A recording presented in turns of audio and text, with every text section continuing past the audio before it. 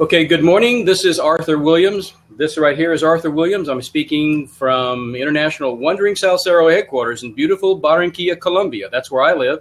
And with me today, we have Miss Krishna Day. It's Day, right? That's correct. Okay. And she's speaking us from someplace in Europe, I believe Ireland, right? That's correct. Absolutely. Okay. Today's show on MLMTalkLive is about video marketing, but about really the latest leading wave, leading edge of video marketing, which is live streaming video. And I share the blab.im community with Krishna here. And Krishna is a consultant and a well-known teacher and educator and speaker in that topic. And so she's with us to share some ideas about how you, if you're in network marketing, can get a grasp on the basic fundamentals that you need to move you into this exciting media, streaming marketing. Hello, you want to introduce yourself, ma'am? Hey. Stomp. Hi. What's your name? My name is Melanie. Murney?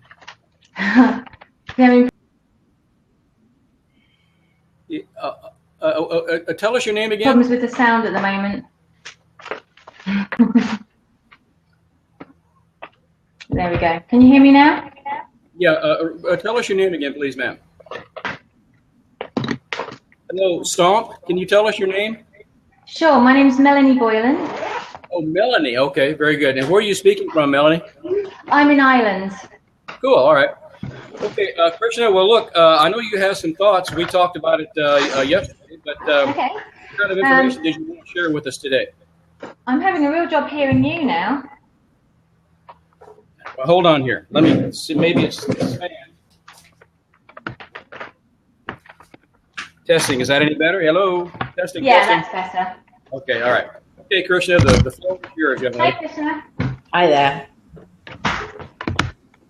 Okay. Right. Just one more second. I'm just trying to sort out some volume issues here. Okay. So Melanie, can I suggest the following? Do you want to come back into us? I think Art, because of you're recording this, you might want to let Melanie do a setup. I do apologize. Are you ready? Okay, I'm ready.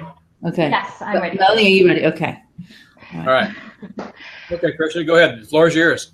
Okay, so where to start? And I'm delighted to see a number of people coming in here, and also because the things that we're going to talk about today are relevant, just not if you're not just in there multi-level marketing or network marketing. I think they're relevant for all of us. So Melanie, perhaps you can let us know about what it is that you do, because we can see Stomp marketing and PR. And I don't know what encouraged you to join today. Perhaps you're coming in with some specific questions. Well, when I set up the business originally, it was basically to encourage very small businesses, small, sole traders, on how to do their own social media. And it all started with a magician. He saw me posting around on different things. I was a volunteer with a charity, and he was saying, how do you do it? How do you find the time? How do you get about everywhere? How does everybody hear about what you're doing all the time? And I said, well, it's really not that hard. It's just managing my time a little bit better. And that's how it started. That's how I started work in the first place. And I worked for him for about a year, and more people were getting to hear of what I was doing and how I was doing it. And it was all through social media. It wasn't through newspapers or radio or anything like that. And in the end, people said, well, how much do you charge? And I was like, I don't know. So I had to start from somewhere, and it's built up now. I've been doing it for 2.5 years. So today's conversation is all about online video. So you obviously you might have seen that, and that was attracted you to come into the conversation today. So because we can go anywhere we want on this conversation, can't we? Art, in terms of this is all about online video. If you've got some specific questions, then let's put them up there. And then I've got certainly some tips. Now, I've got two specific questions. Have you got one or two things that you'd like to make sure we address? And the same goes for people who are here in the audience. If you've got questions about online video, and we're happy to cover any thoughts and tips, and we'll come back to some resources. So back to you, Melanie. One or two big questions that you might have, or little questions, or medium-sized questions about using online video. Well, one of the first primary questions is I'm struggling with the confidence to actually run a video initially. I mean, this is like a big step for me to go public and start asking questions like this. But because you're trying to appease so many people at once, how do you know what is the right type of content for a video? Because obviously I'm trying to appeal to people who know absolutely nothing at all the way up to people who just need a bit more advanced information, more up-to-date information. So how do you segment a video, and how long should it be on for as well? Oh gosh, brilliant questions. I don't know what you think, Art. They're really good questions you've got there. So I'm not professing to be an authority or expert. Let me give you a few thoughts. And I've been using video in my business for over 10 years. My business has been around since 2005. And what you've just done today, Melanie, is actually coming in to being on camera. Let me tell you, I have had no intention, had no wish to be on camera. And for most of the time that I've created video content, I've been writing, and I've been creating tips, and I've used online video as a way to provide content. And my first video ever was created, I can remember where I was actually on vacation, and I was in Euro Disney, and I had a piece of what's now very expensive software, and I created a video tutorial because I knew back then, even before it was called content marketing, that the way that I wanted to build my visibility and attract people to work with me was actually by sharing content. So that was my first experience, and that was over 10 years ago. So the first thing you've done is actually jumping into the video, which is great. I'll give you a few tips. So there's a few people here that have joined. Thank you so much for doing so. We're covering online video specifically for Art's show here. We've got a few things that we want to talk through, but happy to take your questions as well. So great to see somebody saying you've got courage and taking action is the most important step. Absolutely, in terms of being on video. So a few of you who, I know there are lots of people, I was on Periscope, so another live streaming platform from the day it launched. My first live stream on Periscope was me behind a camera. And actually I live streamed on the day it was launched. So a few tips for those of you who are using Blab, and perhaps you've not jumped in as Melanie has today. One thing to do is I'd suggest get yourself camera ready before you jump in. So let me give you some experiences I've had on using this platform in particular, because we're here. I actually was doing some live streams last week. And one of the things that happened is somebody tried to join us and they were on a mobile phone. Now I have to tell you, up until about a week and a half ago, all my blabs had been done on my iPhone 6. And I love the iPhone 6 for doing visual content marketing and this. And basically I've upgraded my computer recently, so that's one of the reasons I'm actually using the computer. But I love the iPhone. But if you're out and about, and this person was out and about in a coffee shop and walking down the road, the amount of background noise was unbearable. And particularly, I think it's about also respecting the host. So this is Art's show, and he's got the record button on there. And I think we can help our hosts and also be invited back in, because of course we can provide great value in the comments area, but we can also be invited back in if we show we respect them. And one of the ways I think we can do is get ourselves on camera and all our sound looking great at the front. So if you've not been onto Blab before and you're on desktop, let me suggest make sure you're on Chrome. It definitely works better with Chrome. And in your settings in Chrome, one of the things you can do is you can go over and you can check which camera and which mic you're using. So as an example, I've been using my video and my mic today, but when I went over to Chrome to check out, I actually could see it was the wrong microphone that was connected. So I did that before I actually jumped in. The other thing, so I can set that up. I also sometimes kind of check things out on Skype, and you can look at yourself in the phone like, okay, what's my lighting look like? So I think firstly, in terms of jumping in, if you can just do those things, if you're on Chrome, make sure you check those things. If you're on mobile, I haven't got my headset and mic with me, but just use your phone's headset and mic. It will help a lot being in there, and then we'll be much more understandable. The next thing is in terms of lighting. So really, do the best you can with video, But if you're on live streaming, I'd say do the best you can with lighting as well. And I've not got a lot of light in this office, but I've got in front of me 2 really inexpensive lights that are on the wall. And if one of the things I'd say is, if you could do, my window is over on the left. Now, I'm not getting a lot of light in from me at the minute because it's quite dark. But actually, if you could do, face into the window. So I've seen a lot of live streams where people are walking around, and that's fine. But they actually have got their back to the window, which makes you look much darker. So that's the first thing. I think there's some things we can do to improve that before we spend any money. Because I know some people are here have got like 0 budget to spend in terms of new equipment. And I have got lots of tools. Boy, I haven't got some of the things I'd really love to have. But I'm really, really conscious that don't let there's lots of live streams, lots of videos that are going on at the moment that are showing us about all of these other technologies we can use, which require an investment. And it's like, well, some of us aren't even sure if this is right for us. So I'd say start with what you've got.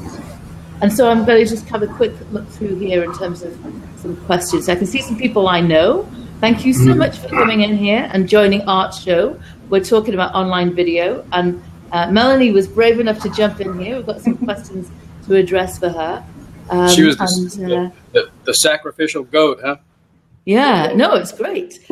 Great tip about Chrome. Yeah, you're very welcome, Karen. In fact, what I'll do a little later on, I'll put in fact, what you can do is if you click on my bio when you look at me, and you'll actually see there's a link to a page on my website. So if you've not used Blab before, I've got about an hour's worth of tutorials available on that page. And you can go there. It shows you how to use Blab on mobile and how to use Blab on desktop. So go ahead and look at that.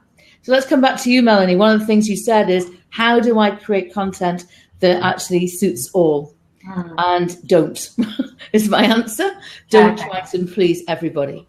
So, for example, I've got a video there which actually is about Periscope. So you'll find that from my Twitter account. Look at my bio on Twitter. But what I did is I set that up as getting started with. Now I created that original video. I've done some others since, but I created that video about 4 days after Periscope had launched. But I set it up this isn't about expert tips in terms of how to use it for selling. It was purely about getting to grips with that content. And I have to tell you, I've got several video channels, but on that video channel that you'll find it on, it's the most watched content for a number of reasons. But I think partly because I set it up to be, this is an introduction. So therefore, people who want an introduction will gravitate to it. People who want to know advanced selling skills can go to other places, come and talk to me. There's paid for courses you can go on these days in terms of how to use Periscope. But I didn't try to address everything. So I think back to your question of how do I get this content to work for everybody? Don't. And I know Ireland is a challenging market because sometimes it's like, when I started off, it's like, okay, I'm only going to work with this sector. And sometimes that doesn't work. You don't have enough business there. So therefore, you might say, okay, well, I'm going to work with somebody in landscape gardening. I'm going to work with an artist. I'm really happy to work with somebody who's got a primary, a nursery school, and you have a variety of clients if you're working with small businesses. Yeah. But they've all got some similar things. So maybe you do things which are for the beginner. And if you're working in social media, create some video tutorials about some of the things that you think you're getting the most questions about. And here's a big secret about what I use video for. I use video. In fact, it's not a secret really, but I use video to save me time. Yeah. Because I get questions, and sometimes those questions are so good that I know I'm going to get them again and again, and I create a video response. And even if I get that question from some clients, I never release who they are. That's just my style. I don't say this person asked me the question, just because I believe in respecting their privacy. And so I'll turn that around into content. And then what I can do is I can then put that on my, whatever I want to place it. I could put it on YouTube or Facebook or Vimeo or whatever I want to do, host it myself. But then I've got a resource there. When people ask me the same question again, I actually can give them it. So I'd say for yourself, if you're starting off, if you haven't done too many, think about the most common questions you're getting from the people who've just started to work with you. And what are those? And write them down and start to think about how you could create video tutorials around it. So let me pause there. I've spoken a lot.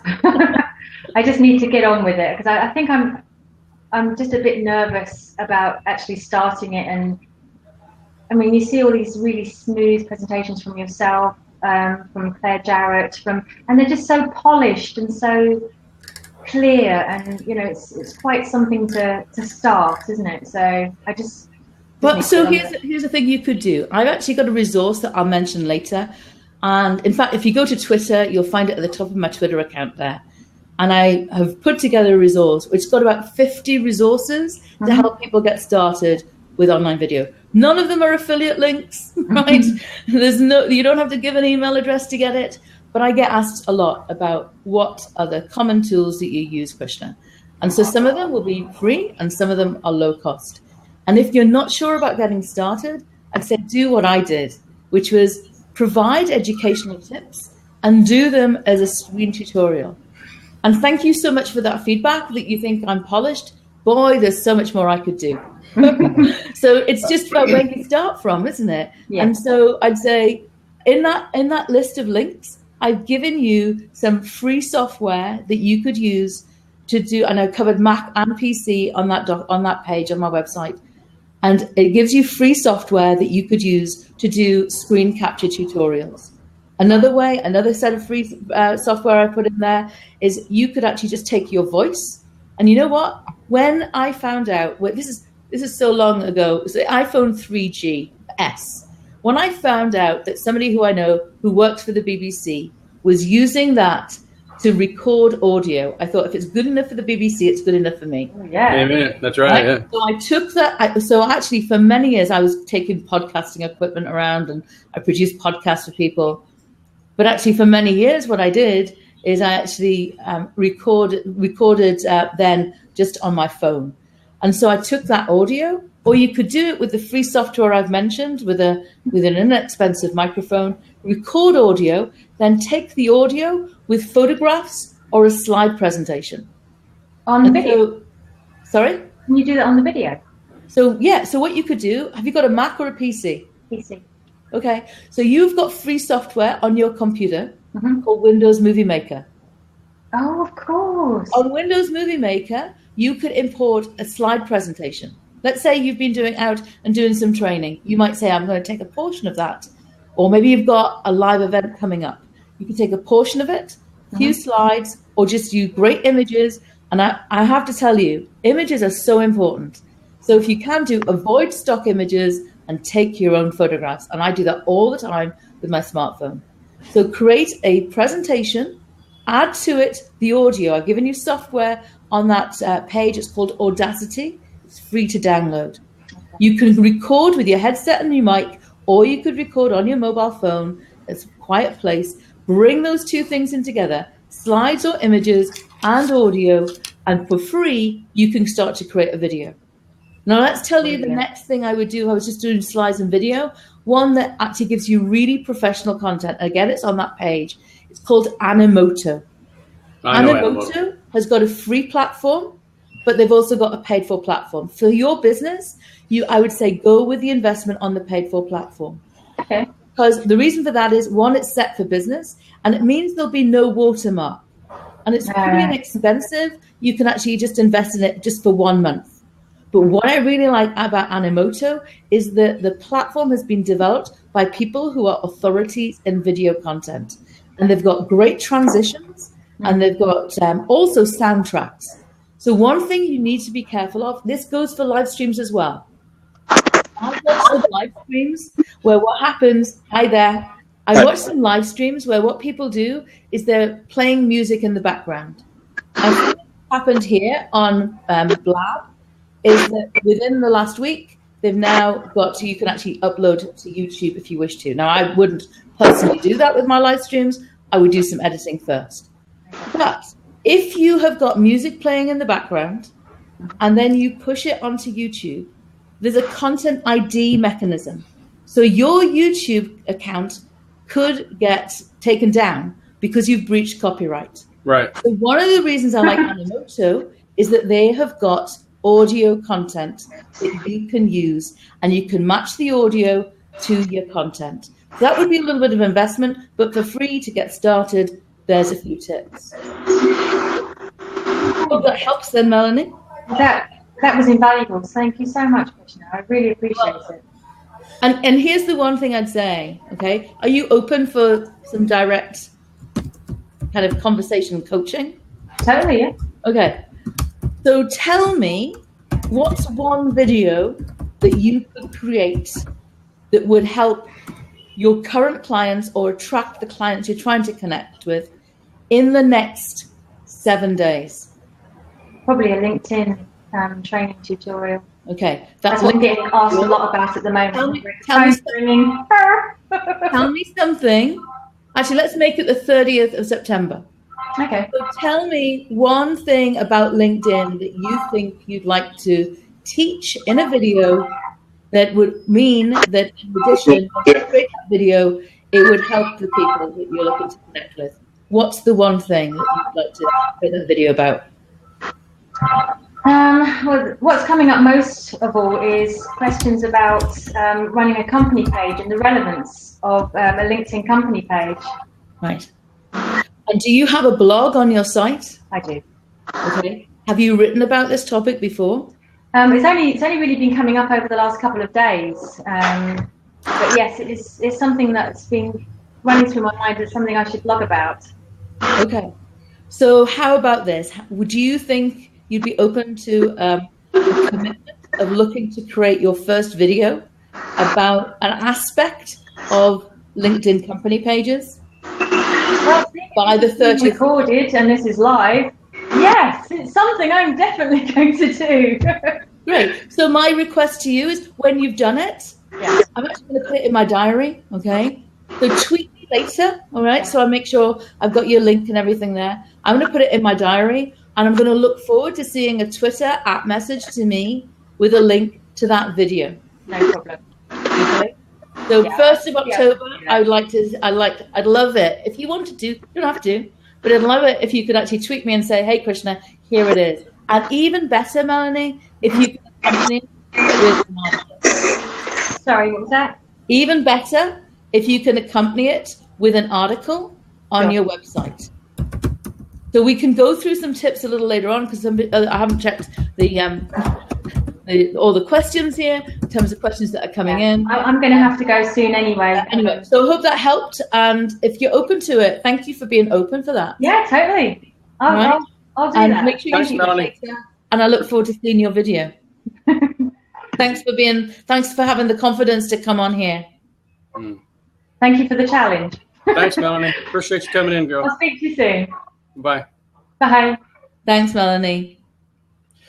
Krishna, I wanted to just stick in a comment. May I? Absolutely. Yeah. She was asking about selection or identification of marketing content. And I'll always remember there's a guy, you don't see much of him anymore, but he used to be really prominent online. His name is Mike Koenig. Do you recall that? Yes. Yeah.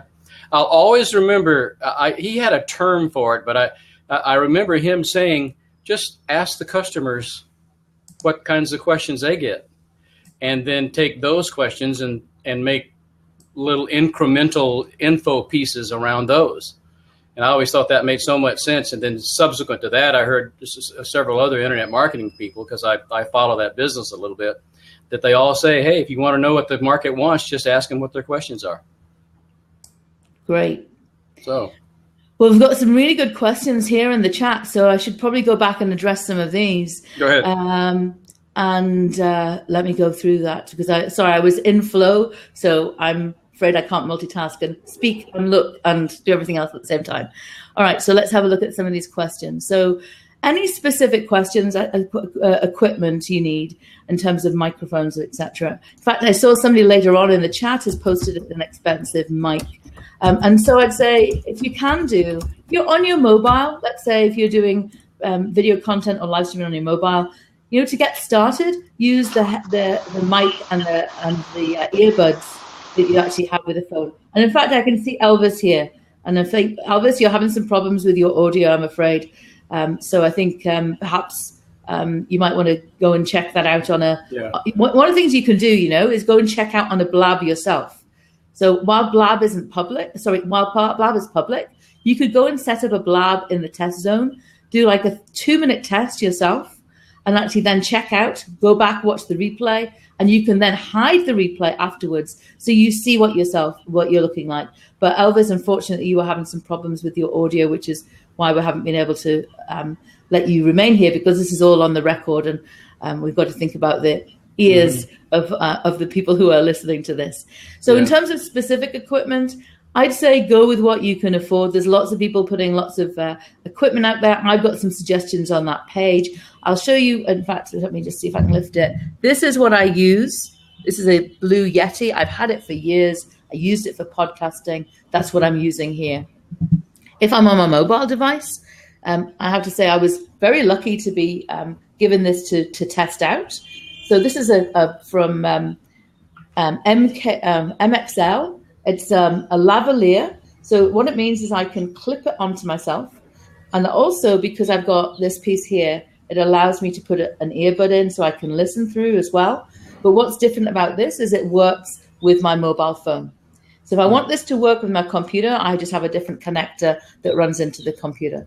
But the benefit of this is I don't want to have earbuds on, let's say, if I'm doing a Periscope. Now, this doesn't work so well if you're on Blab, because you really need to hear people as well, and you might get some feedback.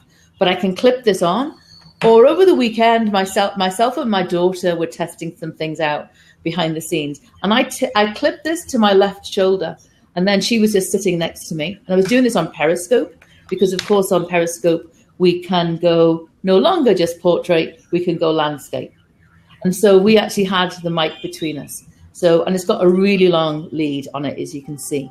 So this is about, off the top of my head, about 40 something US dollars. There are less expensive ones, but this one is specifically for mobile. I think it's great, MXL, and I'm really fortunate they're letting me test this at the minute. But another one that a lot of people have, and if I know some of us are here in Europe, and so I was checking out the price actually today. It's on Amazon.co.uk. Can't remember what the US price is, but the Rode Smart Lav, the Rode Smart Lav, and a lot of people who are looking at good quality audio for their mobile phones, they're actually using the Rode Smart Lav Plus, I should say, Rode Smart Lav Plus. So that's another one to look at. So there to get started with. So about specific mics. Krishna, I have a question, please, ma'am. Yeah, absolutely. I've always been interested in the idea of podcasting and shows that harken back to the days of the BBC and Walter Cronkite and places like that. And I know that the smartphones that we have nowadays have a tremendous amount of computer power in them. But is it technically feasible to have a mic for yourself and then also the person that you're talking to? Are there splitters? I haven't got it here in front of me, but are you talking about off your smartphone? Yeah. Yes. Right. So let me zip this way, and I'll show you something I've got. Okay.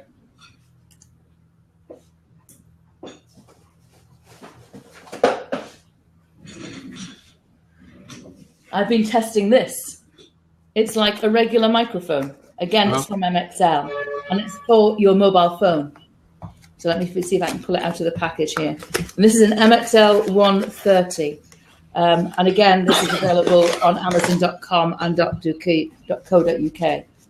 So where I would use this, so it's got a cable here that plugs in, and it plugs into the smartphone. And so this would be perfect if I was doing an interview. I see. Right? So the reason I'd have this is that particularly if I was at an event, and I've seen this a lot. I don't know if you've watched people in terms of in the media. If you're just there with your phone, right, and you're trying to live stream something with your phone, you don't look that official, do you? And then you've got all of these other people bustling in. However, you take this that immediately elevates your authority, doesn't it? Yeah, right. The big stick, yeah. And what you can do on the back is you can change it. So it can just pick up one side in terms of the voice, or it can be 360 in terms of the voice. So you can check that out.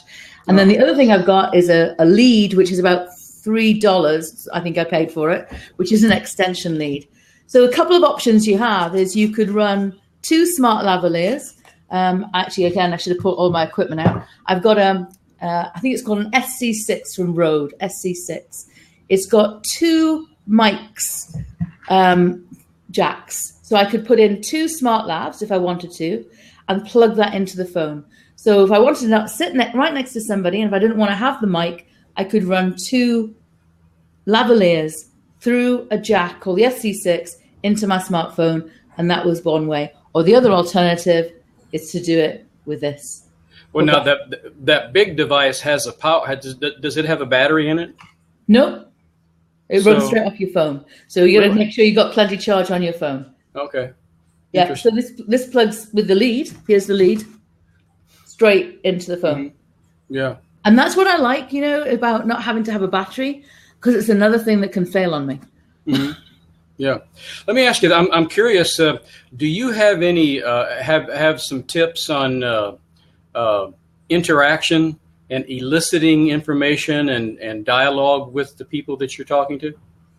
Oh, it depends on the style of show that you want. Sorry, I can see Donald here. I don't know if he's in or not. He's having a camera problem or something. I just see a white screen. He's supposed to be in. So maybe you can let Donald go and then come back in again. Okay. So a couple of things. So one, in terms of interaction, Donald, I don't know if you heard before, make sure you check out your audio and your camera. I'll tell you what I've done before is I've actually had I've got an external camera I'm working with here. So I'm using a Logitech C920.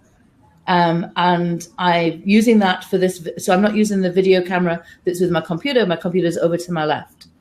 So one of the things I found is that if I've got the wrong camera in, it's not using my Excel one, it's not picked that up. It's because I haven't checked the settings. So go to Chrome and go to check your settings. So back to your question about interaction with the audience.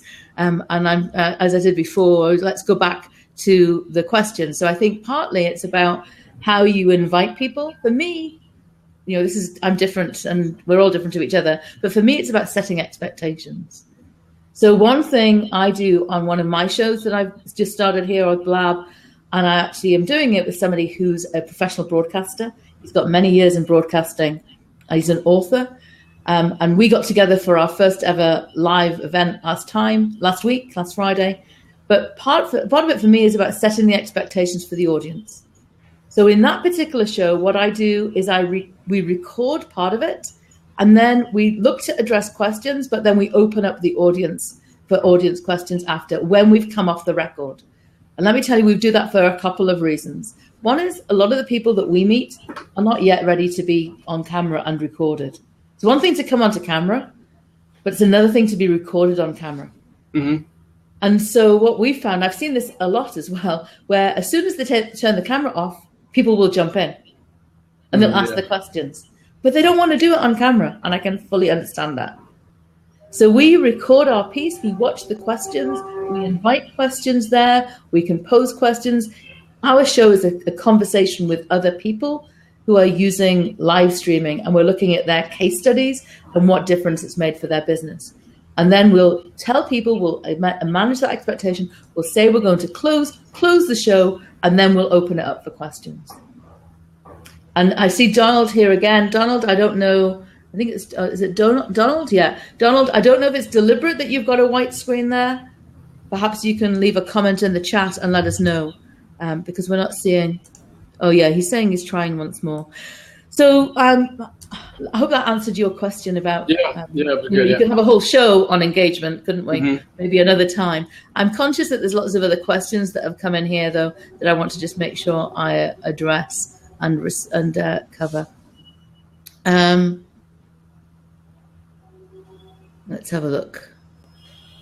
I have another question if you don't see any questions on there. Krishna, I know that you have worked with some large clients in the MLM space and also some aspiring, entrepreneurs in the business. What are some ways that you found that they can use to generate engagement with the people that they want to see their message? Okay, so does that make sense? It does. And I think particularly if you're in MLM, one of the things is about how you differentiate you, because you might be around, you want to bring people into your team. Yeah. That's one thing you're doing. And then other content you want to have is about how you recruit people, not as your team members, but actually as consumers, customers, patients, whatever you might want to describe it as. And so I think in terms of the kind of content that you can have, so again, if you're looking to recruit people into your team, don't try to mix that content up with the content which is about the product. Product content might then say, oh, I'm really interested in this, and you can find a way to weave it in, but try to keep, I think, when I've seen my clients do some of the best work they have done, and they've been really clear. It's like Melanie's question before, how do we keep clear around that target audience? Because not all people I want to be in both camps. Yeah. So that's one thing. I think also about, we've just talked a little bit about live streaming. Let's talk about a few different platforms as well. And I should say thank you, Bill, because you're answering that question I didn't get around to. So I was saying about using a test zone. So when you set up, as Bill says there, when you set up your event, be it on mobile or on desktop, on Blab, you actually can click the test zone button as a category. So it means that you're there to test. Mm-hmm. But what I would do is turn the recording on and just check things out. So thanks so much for answering that, Bill. And how can you make a product and then an opportunity interesting? Okay, so let's come to some of those questions in a minute. So in terms of engaging content, video is so useful in many different places. So when I do I teach digital communications, and I teach it to PR people as well. Mm-hmm. And so one of the things we cover there is the different ways you can use video. So you can use video, for example, on a sales page. And one of the neatest things I've seen of late, I don't know if everybody knows the company IKEA. I know they're pretty much international these days. Yeah. One of the things I saw was a new product that they had. And the product is a charging table. You may have seen it. It's got some press. So you can put your mobile device down, and it actually will charge your device by just sitting on the table. You don't have to plug in anything. And they've got a bedside table and so on. But one of the ways they were using video there is something that people might often think, well, that's not relevant for us. It was an animated GIF. So you can take an MP4 and you can make it into a GIF. So that means that I don't have to click to play it. And what was so clever is that they show, back to your question about that, kind of how do you make it interesting and engaging? They actually showed the product in action. You saw somebody with their phone, set it down, and then pick it up. So rather than me having to click, and I was on a retailer site yesterday, you had to click to play the video. I just thought that was a really smart way of actually telling a story. If you go to Amazon, you'll see that we can upload videos, but also the person who's selling the product can upload videos too. So I think, think about just not videos in the typical way, but I think that example from IKEA is one of the best examples I've seen about showing how something works in a video, but the video plays automatically. Plus, so many of us are either open plan or shared offices, and we don't want video blasting out at us. And so I don't have to think, oh, where do I turn this audio off of this video? So that's one thing. Second thing is actually different platforms you use. One of the best ways that I've seen and had other people do, and I've done myself, is actually using Twitter video. Twitter it's underrated by a lot of people. And I know that you've actually covered that, Art, in a previous show, so people can go back and watch that in your archives. One of the things, though, with Twitter is that, let's be really clear, it's used for news, and it's used for information, it's used by the media. And if you're clever in terms of the content about how you do it, you can get attention of people by video, and you can do personalized video. So let's give you an example of what happened to me. Periscope and Meerkat, back to live streaming for a moment. Periscope and Meerkat were being used by some organizations. And in fact, on, I think it was Social Media Day, there was Southwest Air had two of their social media team basically say, which one will win? Will it be Meerkat we get most engagement with, or will it be Periscope? Mm-hmm. And I'm sure if you go back on their website and their blog, you'll find that. But I actually took some screen grabs. And I took some screen grabs of the live stream they did, and I put a tweet out about it. And because I mentioned, so I mentioned Southwest Air in that content that I shared. So I shared an image on Twitter, and basically I just curate an example. I give examples of here's some organizations or here's some people who are using video, particularly live streaming, really well, or interesting case studies. And so I'm curating that, and they came back to me, and you know what? They did a personalized video to me. Wow. Right? Would you expect that of a big brand like that? No, wouldn't. Well, they are pretty progressive, those Southwest, right. The U.S. Southwest Airlines. Yeah. Yeah, yes. they're very progressive. Right. So now what's it doing? It's getting me to talk about them more. Wow. Isn't it? Now, I'll give you a little example of where I did something with 3 photographs. I was actually traveling on a train a little while back, and I saw on the train the, let me show you, I've got a cup here. And the brand had a cup. And on the cup, it actually had the hashtag for their program. And it's, I won't say who the company is, but it's hashtag tea on the train. You'll find out who that is. So I was on a train, and I actually took 2 or 3 photographs. And I also could see that the train provider had created, had got a hashtag and a Twitter account as well. So I went back because I had a little bit of feedback for them. So what I did on my phone, and again on that page that I gave you apps, you can create videos on your phone. So I was staying in a hotel, I was at an event, and so I wanted to create this content as much to demonstrate something. I was speaking to people, students who want to have a career in digital. So that was the event I was speaking at. So to demonstrate something in real time, I created a video with 3 photographs on an app on my phone, and I narrated over the top of it. And I said, hello to the brands. So nice that I see you doing this. Here's a suggestion for you. And you know what? I actually had both of those brands come back and have a conversation with me on Twitter. And we involved another brand, and these were big brands. What was your what kind of suggestion did you have? It was a really silly one. Okay, so it's something I feel anybody who's a tea drinker might understand what I'm saying here. Okay. Right? If you have a cup of tea and you're in the UK or Ireland, you get a tea bag in here. And I cannot stand tea bags where they've got nowhere to go. So if you're on a train, I have to lift the tea bag out and put it on the table. And somebody's sitting there with a Mac, and it looks really unsightly. Yeah, right. Right? Not a Mac as in a coat, right? The device. It looks ugly. So I said, I love the fact that you're doing this tea on the train, but here's the suggestion. It would be great if you could actually, I can't remember the exact words, but something like, it would be great if you could actually provide something that I could put this away with. And in fact, the train company, I think it was, that came back to me and said, yeah, it's constant balancing act, because of course there's the environmental factor, but we ended up having a conversation. And then I said, well, look at this other company, and I mentioned them, and here's something innovative that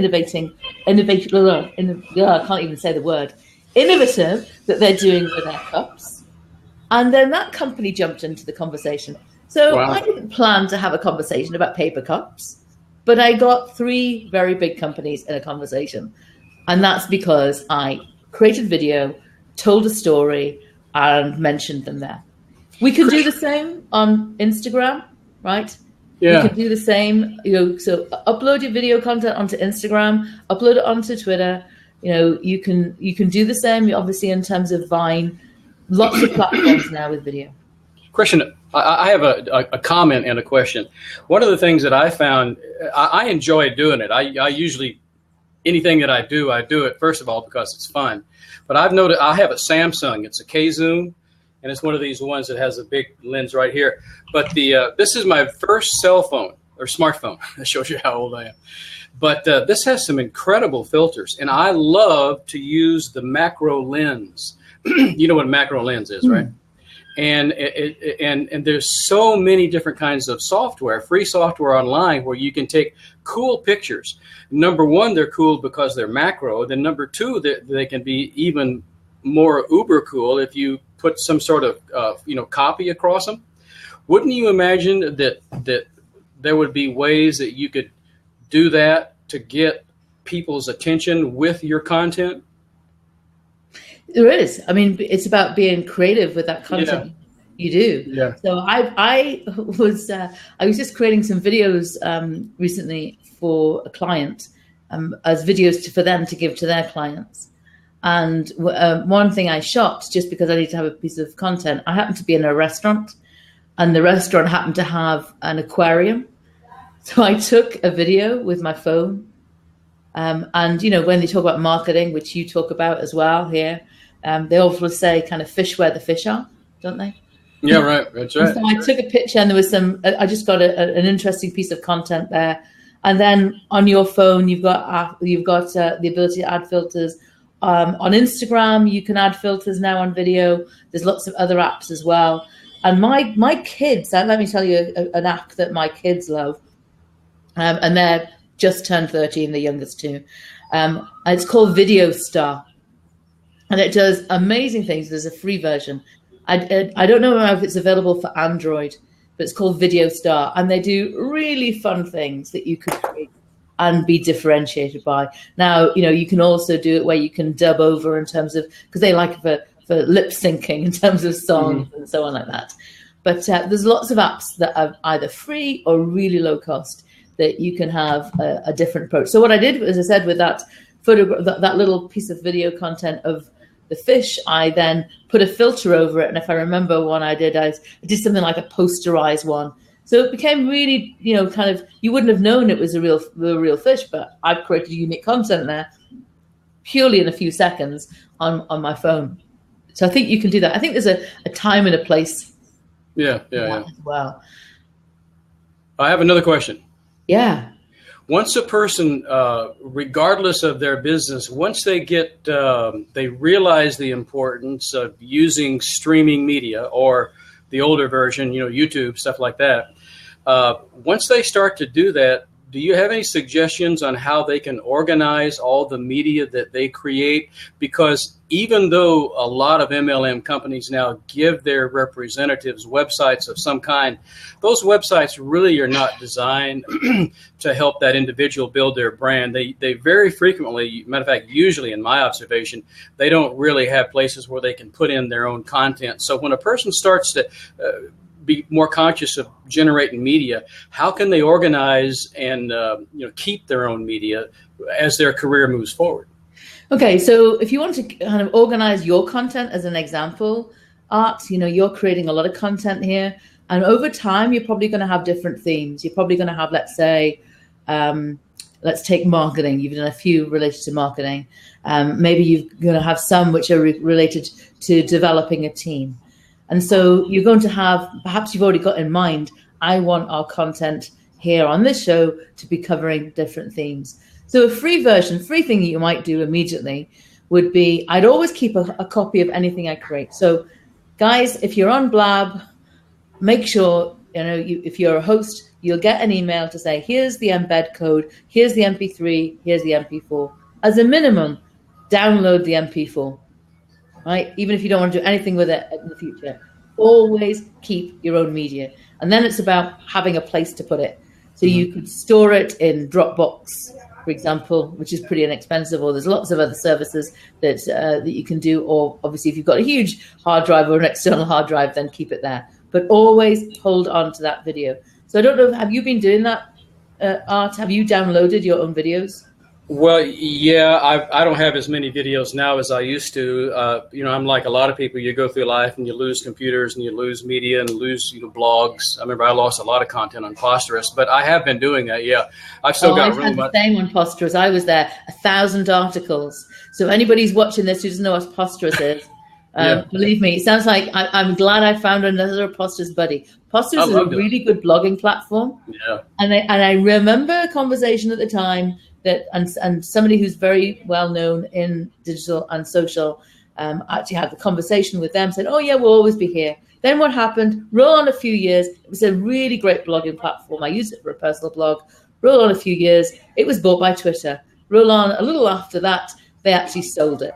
It was Yahoo. It was Yahoo, wasn't it? They closed it, rather. They closed it. Yeah. Posters was Twitter, and then Twitter closed it. Oh, okay.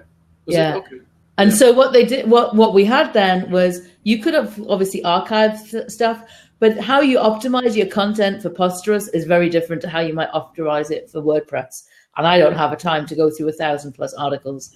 So I should have known better, but I didn't. But there you go. Me too. Yeah, me too. Yeah, but I'd say, maybe you have to invest in either cloud kind of storage for your video content, or have a hard drive and have a backup of that as well.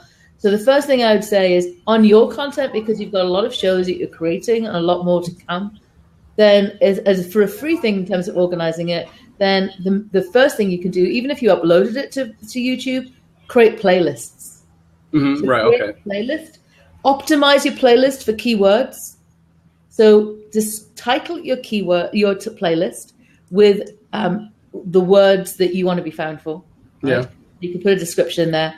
When you've uploaded your video onto YouTube, obviously optimize the video as you upload it. Do all your tagging, keywords, descriptions, links back, and so on. Mm-hmm. And then, you can use YouTube cards, which is what I highly recommend you do now. So personally, I don't use annotations much. There are two features that are available to us. You can use YouTube cards, and it's built for mobile. 50%, if you go onto YouTube's site, 50% of video content is being consumed on mobile. That's in their news media page that you'll find. And so that's only going to grow. I would love to know more about video cards. Yeah, so YouTube cards allow you to do a few things. You can point them to other video content. So one of the things you could do is have people watch one video, and then with a YouTube card, you can actually have it where you direct them to watch the next video in the series, or to watch a playlist, and you have to link up your website to your YouTube account. You can and get it verified. You can also directly link it back over to your website. So it could actually be a link back to a page on your website. But back to you in terms of your content, I'd say upload them there. Always keep your original. Always keep the edited copy, right? So I've had some experience today where we took something out and we took too much content out, and it should have been something else. So we had to go back to that original folder or that original file. Keep your original, keep the copy, upload it to YouTube, then put them into playlists for the different topics you're going to have. And then, of course, then you can bring that playlist, if you didn't want to bring individual videos, bring that playlist over to your website. The other thing you could do is then, in terms of another way of organizing it, if you're on Facebook, you actually can do the same. So don't disregard Facebook. You can upload video onto your Facebook page, and you can, again, create playlists over there. So that's another place for free. I didn't know that. That's it. Yeah, so you can. It's much like YouTube now. You can have a kind of a key video there for your channel over on Facebook, and then have playlists there. So that's another thing that you might do. And then outside of that, then I might think about, okay, well, do I want to store it myself? And I use Amazon S3 for file storage. And so then we could put that that video, and we could put it onto, let's say, maybe your people that you're talking to have a membership site that they then want to create. So on that membership site, then they could actually have different categories for the different things they talk about. Mm-hmm. And then again, they could, if they don't want to use YouTube, because of course, unlisted video is fine, but some people actually want to go on and sell content. So here's an idea for your art. If you had a particular structure to your show, you could say, you could monetize this. And what I would do then is be really clear with your hosts that you're actually going to monetize it. So get them to sign a release to say you understand that if you come on this show, that, I'd let them have a copy of the video recording for them to do whatever they wanted with, but actually that you can then repurpose it. So one way you could repurpose it is take transcripts. So outsource this, get somebody to transcribe it and do some editing, because I know you're an author and a writer. Yeah, edit the content from here and you've got chapters of a book. You know something, Krishna, one of the things, and this would be something that we or anybody could discuss in the future, but one of the tactics that I've always tried to use anytime you have try to build a relationship with somebody is you've got to find some way to make it win-win. So bringing that back to how a person like me or you or Michelle or any of these other, Mike, how they could use streaming video to build their business. I think where the leading edge of creativity there is how can I make it worth that person's time to take a look at my A product, B or B opportunity. Now, there's no quick, easy answer. The answers are probably different for each situation. But I think that the idea about joint venture, I mean, there's got to be something in it for the other person. And I think that frequently there is a way. And especially with the more technology we've got available, then the better you know how to use it, then the more ways you can think about letting somebody else in on the fun that you're having. And, there's lots of people who've built businesses off that. One person that I'm sure if you know Mike that you mentioned before, Koenigs, is Alex Mandosian. Yeah. Alex Mandosian, I know him from Teleseminar Secrets. I remember that. Sure do, yeah. And I did Teleseminar Secrets as a program. Some people don't like his style. I think Alex is a master at marketing. If you don't know of him, Alex Mandosian, and he does a lot of Google Hangouts. I think he's even been here on Blab once or twice too. But he actually has built a whole business of doing interviews with other people and then, helping be the host of that and then, looking at how you can monetize it and transcribe it. But for you, I'd say be clear up front with people about how you might use it, or if it's after the effect, then just go back and check that they're okay with that. Particularly if you're talking to speakers. I don't see many people who are professional speakers who are on these platforms. And I think that's often because they think, well, I get paid to do this. So, somebody like a David Meerman Scott, who's amazing, who charge a lot of money for his keynote. You might get him talking about some general things, but you won't get him delivering his keynote because that's how he earns his money. But he would use video for visibility. I've seen him use Periscope and share some of his things that he was doing on stage at a Tony Robbins event recently.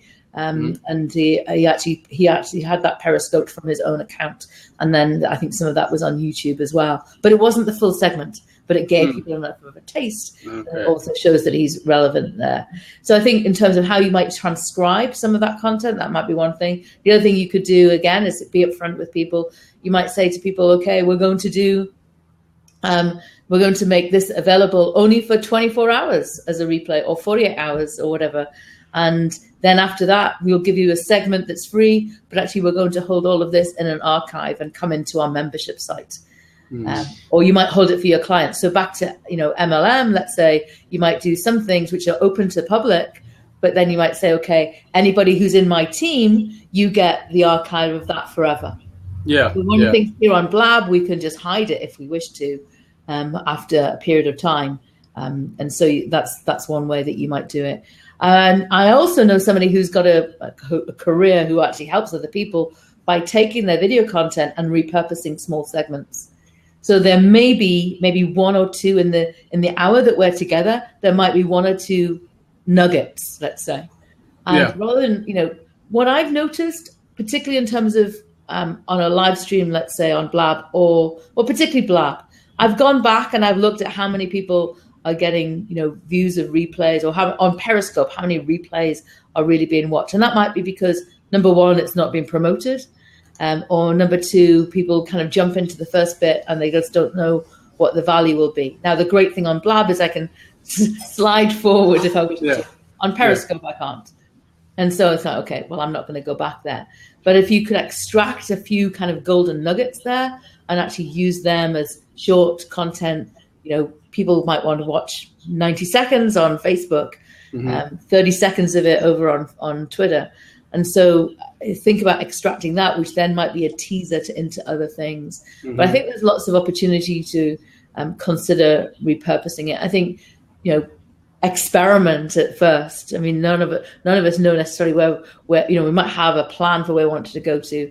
And so my new show that I'm collaborating with Peter Stewart on, we've had this in mind for a while, and just because Blab is now here, we've said, okay, well, why don't we try it on Blab?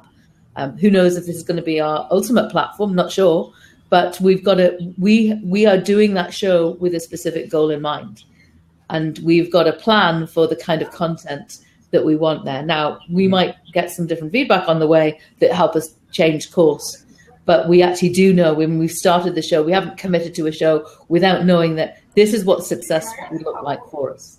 Mm-hmm. Krishna, I have another question, please, ma'am.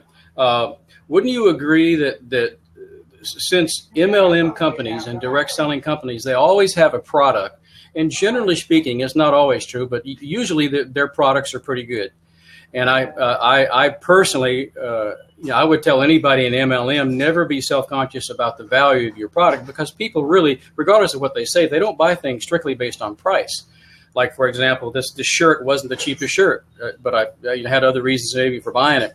But I would think that when you talk about how happy people are with products and the kinds of emotion that they put into the products they like, that using video is a great way to capture emotion.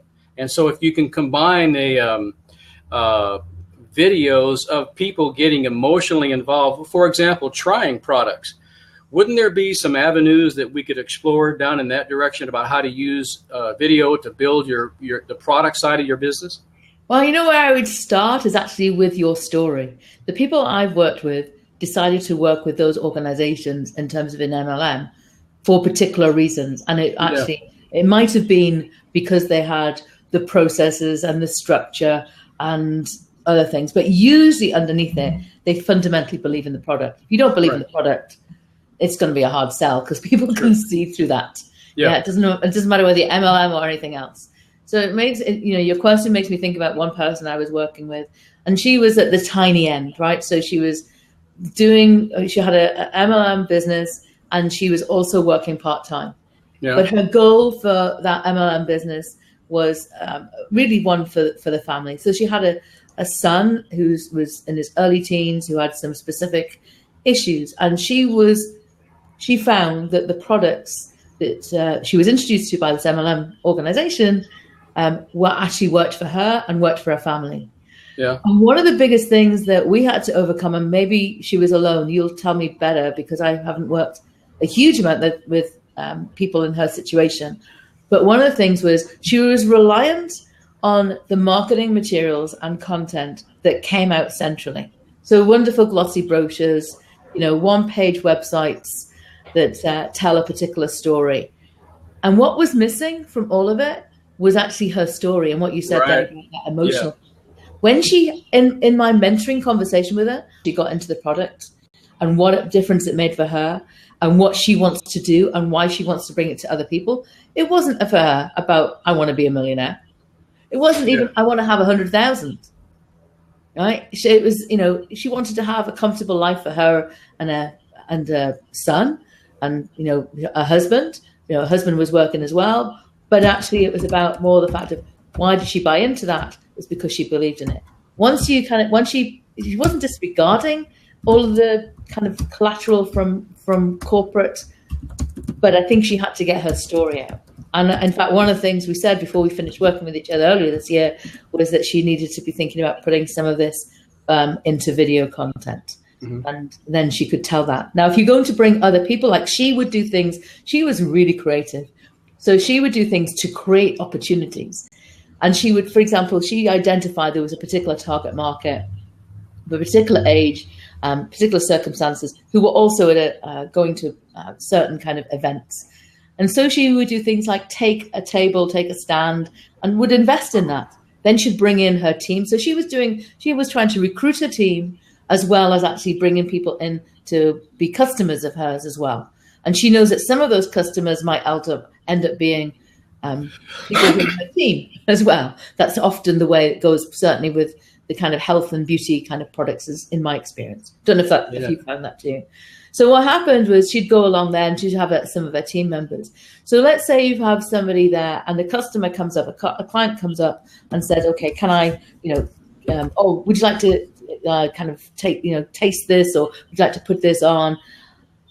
A couple of things you got to be careful of. It doesn't matter if it's photographs or video, particularly if there's minors. So if they're standing there with kids, no, don't be taking anything unless you get the guardian's permission.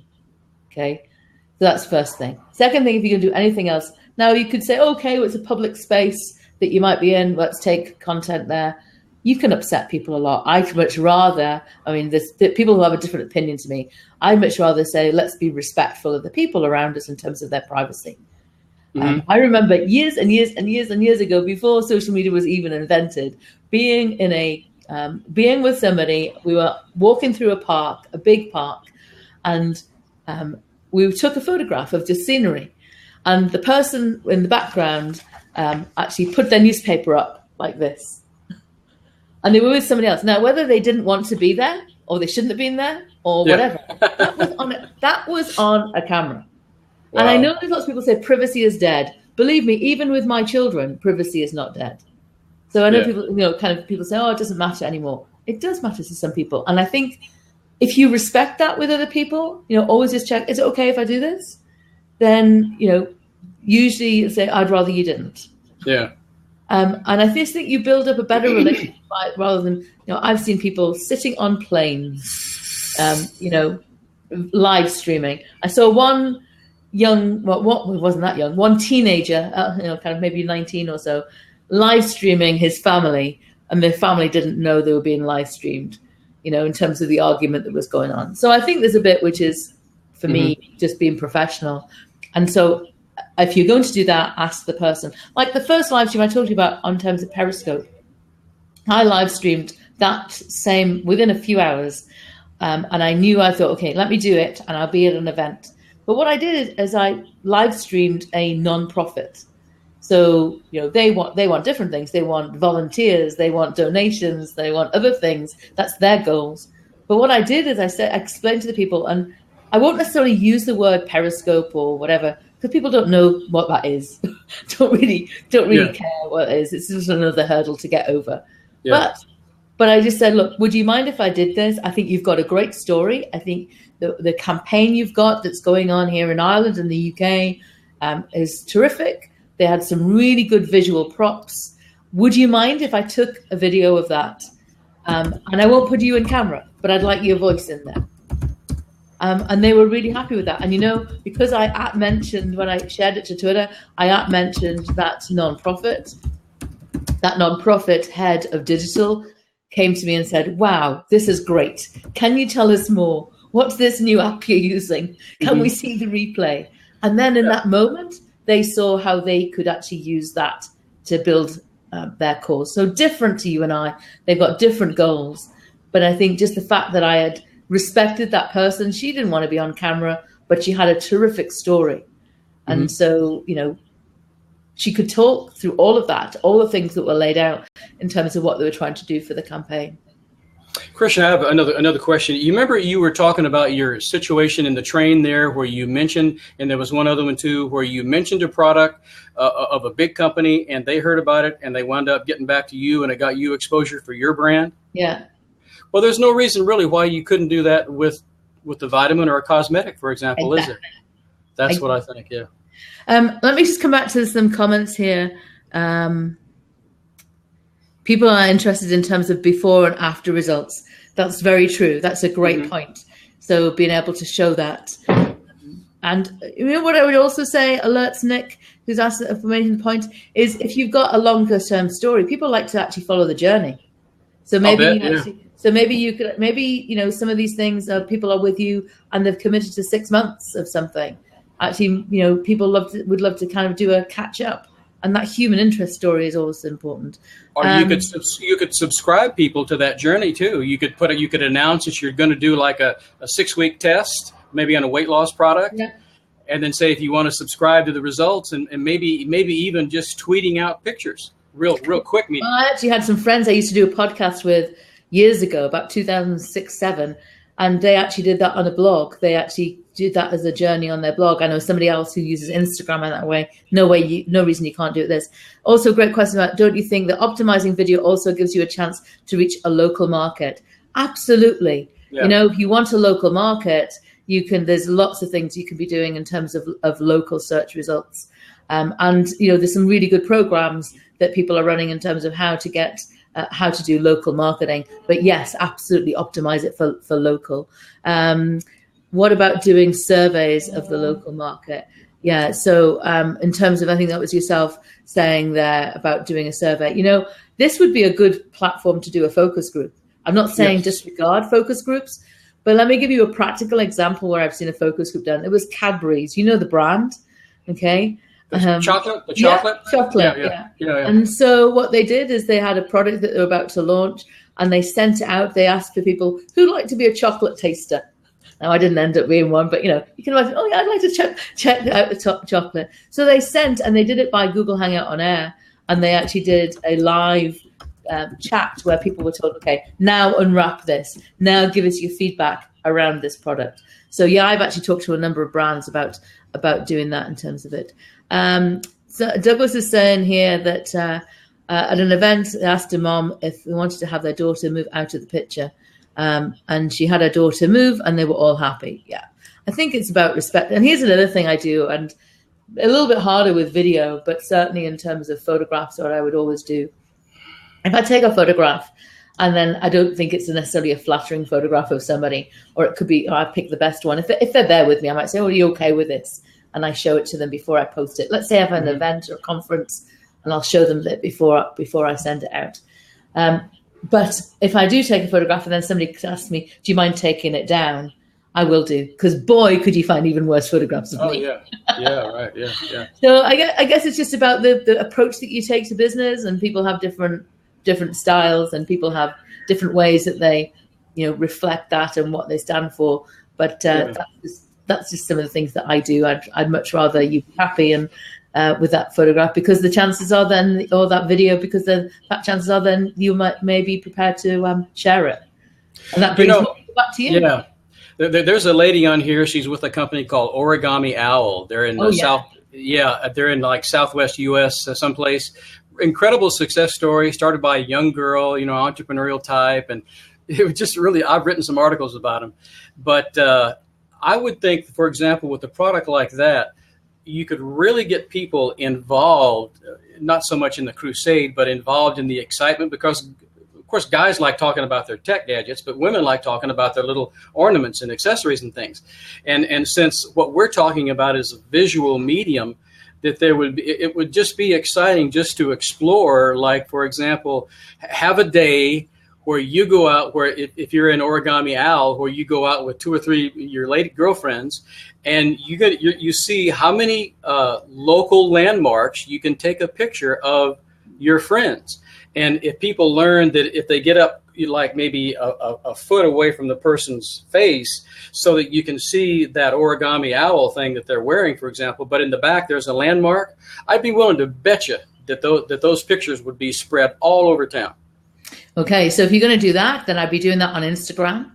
Yeah. And I'd also be tagging it in terms of the location. So I wouldn't say tag if you work from home, but have your location tag. So let's say that would be perfect for Instagram. I see a lot of jewelry on there, and, you know, work out what your hashtags are, do some research about that, optimize it for the hashtags very specifically on Instagram, but also geotag it in terms of the location. Yes. Because people will find it through that.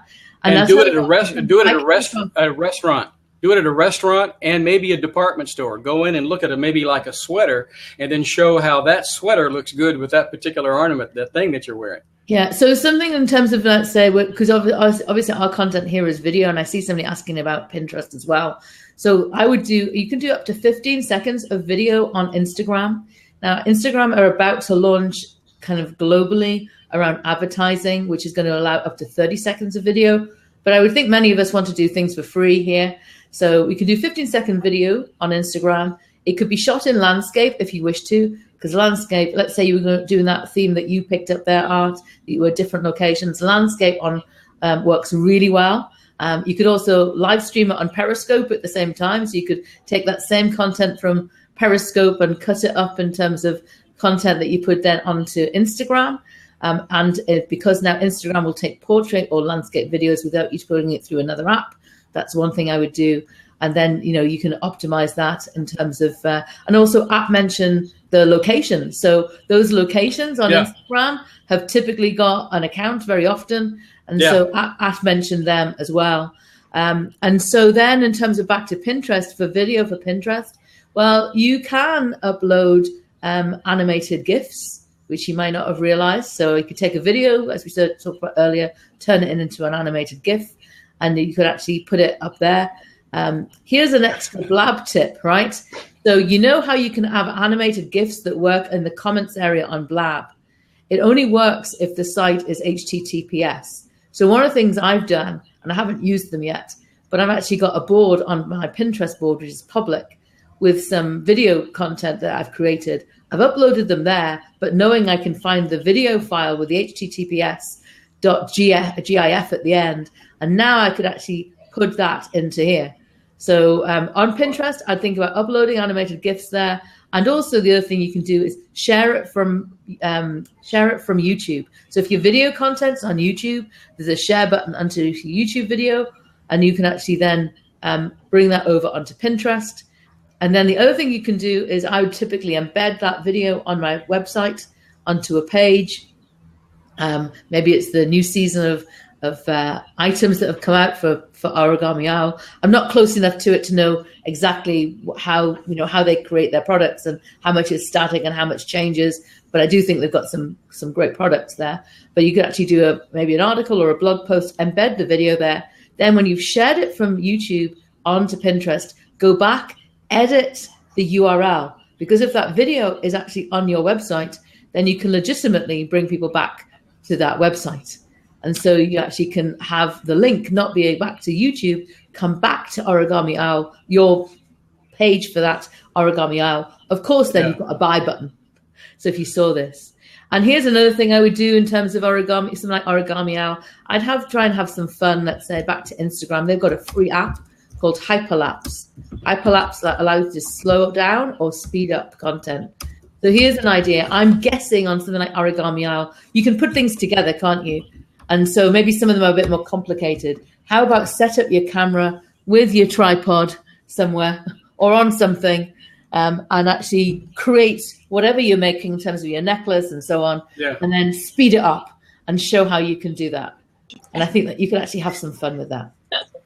We got Lori coming in here. This is the Hi, Lori. Yeah. I think we're over your time, Art, here. We're over. Yeah, I know, I want to ask you to kind of summarize and tell everybody your contact data. My contact data. So Lori, what did you have a question? I was just going to answer your questions. So they were going faster than I could type the statements you were making. Okay. That was it. I don't hear her. Do you, Krishna? Oh, good. I do. I hear her. Yeah. No, okay. I hear Lori. I hear Lori. Is that better? Yeah. No, I was just going to come in and clarify the questions that were being, I think, arbitrarily just asked. Okay, so go ahead. Oh, I was just going to, you had just, you had said the product coming out. You didn't know. I didn't know if you really wanted the answers to the question. I just come on. No, I was thank you so much. I was hypothetically saying, okay, if I was doing that, here's some things I might do. So you can actually have, let's say, you're with Origami Owl, yeah? Yes. Yeah. So, I was guessing, for example, they might have a new season of products. Yes. Yeah. Okay. And so that's what I was suggesting is if you had a new season, then you could look to feature something like that. But how do you use video at the minute? At the minute, I've been using. I've had an event in my life where I've really had to just completely refocus. That has caused a complete refocus. I've been using a lot of video actually on my Facebook and business page, and then using video on Instagram as well. Really building a new present. Oh, The audio is not coming through. Okay, so can you hear me, Art? Because it's coming through at this end. I can hear you fine, but I don't hear Lori. Yeah. Yeah, so Laurie's just saying that she's been using a lot of video already on Facebook and on Instagram. So what's the one thing, Laurie, that's worked for you? What's the best in terms of a result for return on investment for your business? What kind of video? What kind of video? Well, a lot of the video has been of me, but my daughter with Origami Owl, my daughter can work with me as young as 12. And so she's been in. Now, if I put video up of her, what can I say? I mean, I'm almost sad because she's getting older and getting bigger, and now she looks like an adult. She's not quite as cute as a little kid anymore. I'm like, but she's still young, and it's, but yeah, I post video up of her, and it soars. Or video, actually, even of last Halloween, one of my favorite videos is my mother cackling like a witch on Halloween, and that got tremendous reach. So, yeah. But I do think that video is on every platform. Is just with live streaming, it's just pushing us to use video on everything else.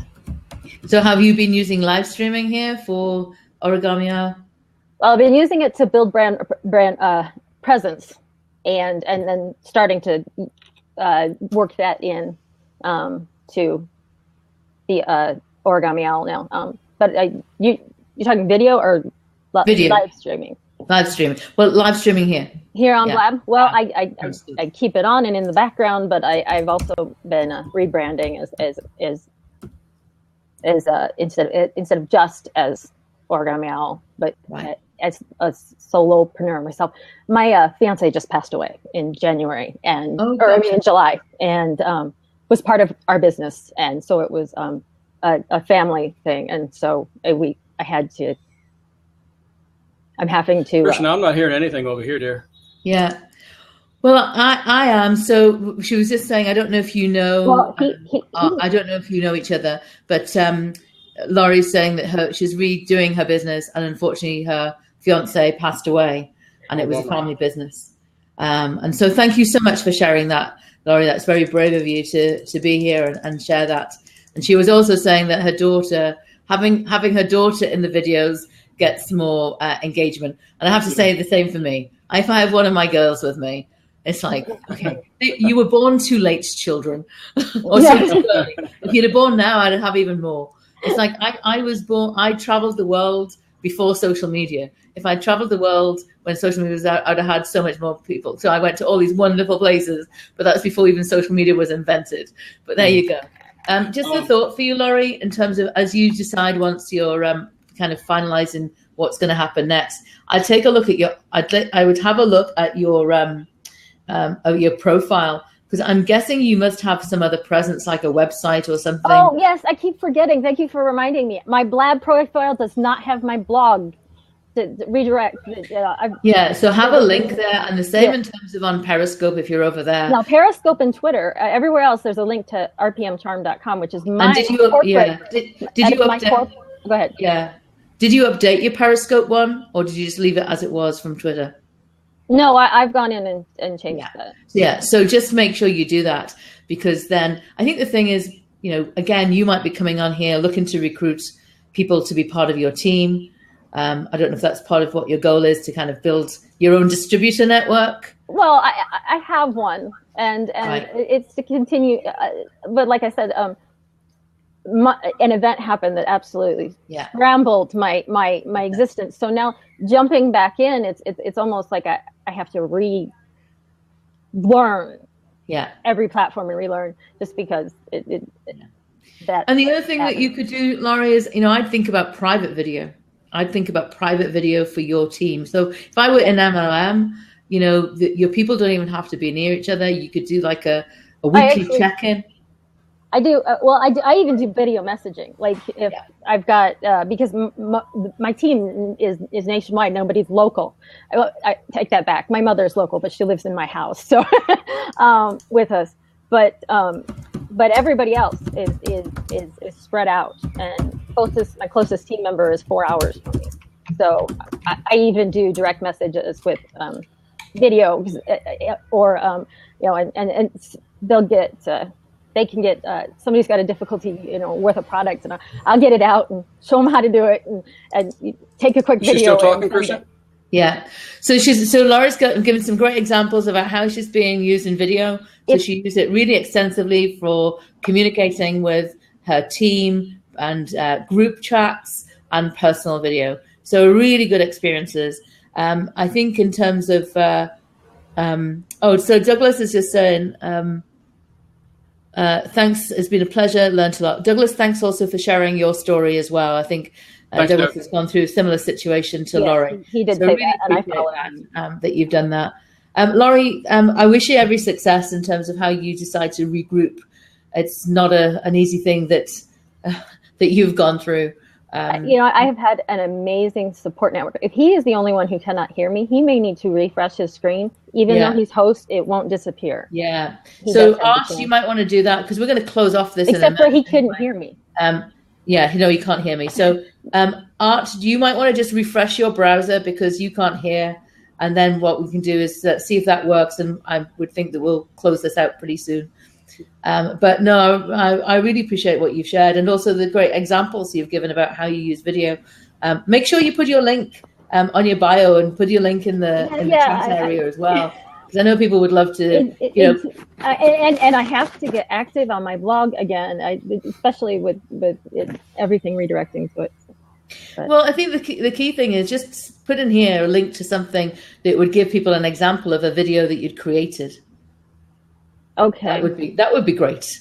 So then we can, maybe it's on Instagram. Maybe is there a video you've shared on Instagram, or the video you saved of your mum last Halloween? Oh, I could get that one. Yeah, so it's I think on Facebook. You can give people some practical examples of what you've done. I think that would be really inspirational for people.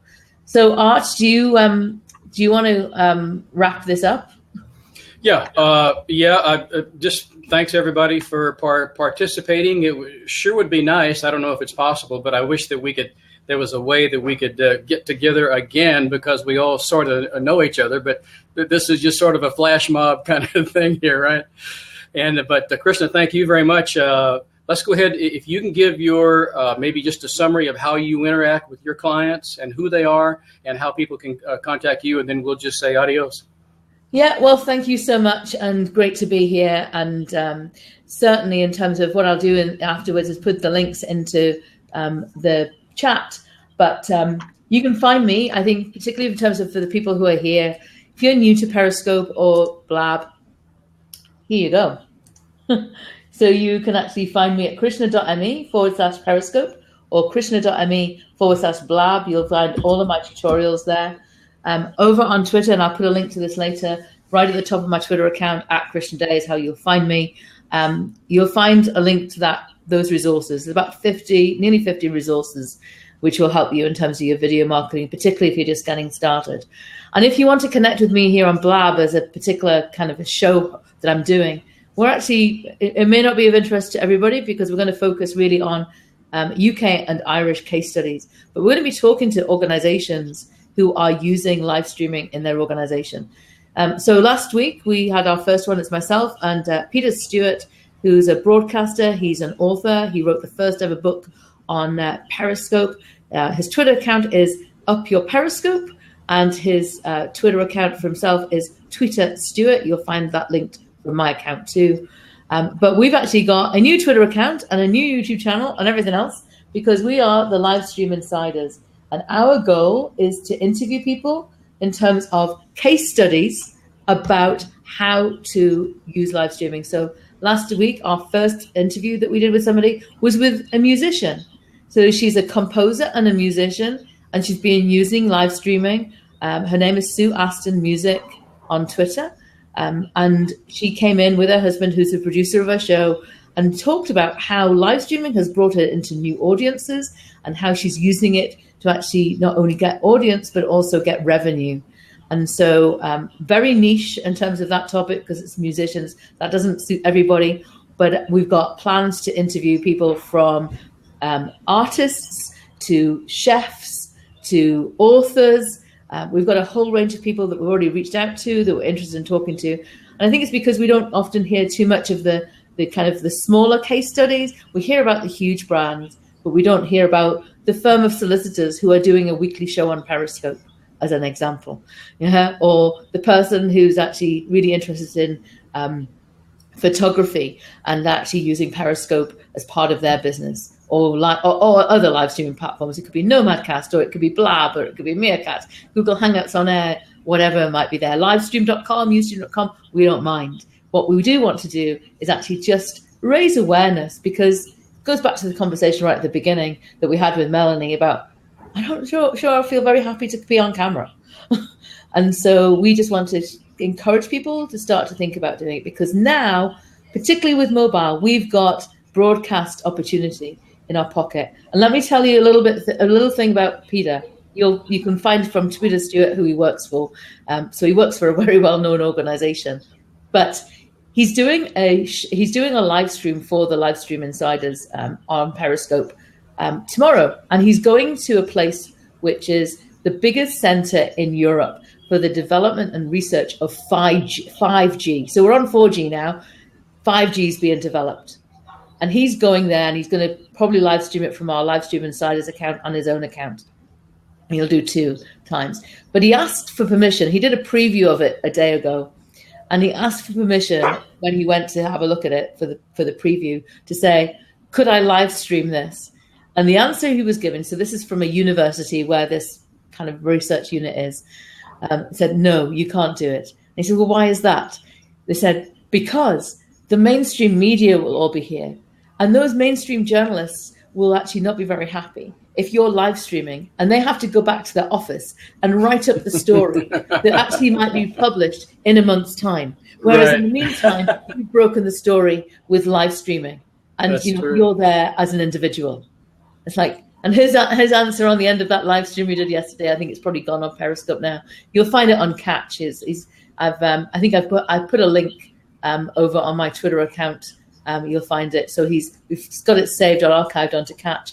But it's like, welcome to the 21st century, because now we can be the digital citizens. Now, whilst he's a broadcaster in real terms and he produces shows, so he's a professional versus me. He's a pro on all of this stuff. That's how he gets paid for his day job. And he and I are collaborating. But I thought it was really interesting that was the reason. It's like, no, mainstream journalists are going to be here. You'd upset them because of the fact that they have to wait to get back to their wherever to actually tell their story through whichever means they're telling it, be it magazines or otherwise. So so that's our little goal through Live Stream Insiders. And hopefully it might be of value to some people. That's exciting. Okay. Well, I don't have anything else. Krishna, do you have anything else? Otherwise, we can just say goodbye. That's it. Thank you so much for having me. Thank you all very much. God bless everybody. Bye-bye.